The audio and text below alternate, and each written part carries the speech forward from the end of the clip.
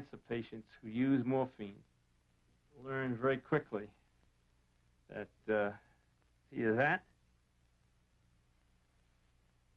or a lot of pain.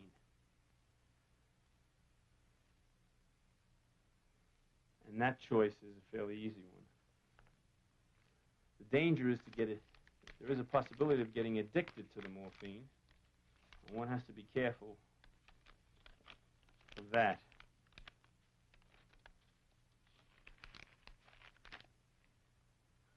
Do you feel any bitterness that you may have picked it up covering these stories? Sure. Sure I feel bitter.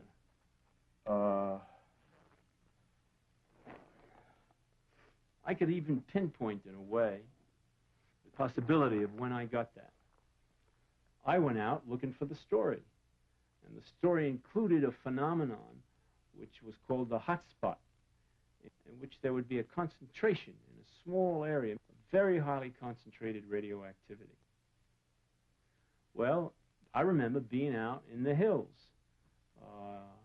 back of the test site, and in the area where the fallout was, with a Geiger counter, and looking, just wandering around.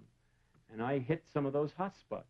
I knew I hit the hot spots because the Geiger counter went right off the scale and went onto a different scale.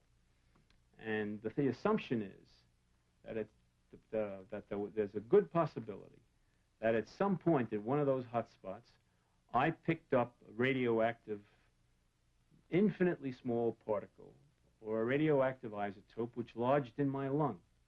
Now, plutonium tends to be breathed into the lung, and it tends to just land right there, down at the terminal airway here. And it stays there for many years. And remember the alpha particle being given off? And it only goes a very short distance, and it only irradiates these cells. All the rest of the lungs get nothing. And you don't know you've got plutonium inside you.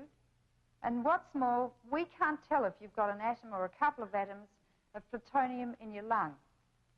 And one day, instead of the cell just dividing in a regulated way to produce two daughter cells, which cells normally do, it goes berserk, because the regulatory gene has been damaged, and it produces millions of daughter cells, and that's a cancer.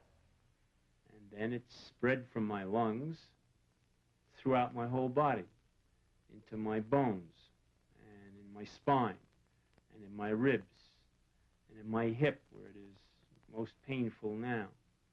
And I don't know where next, and I don't know for how long.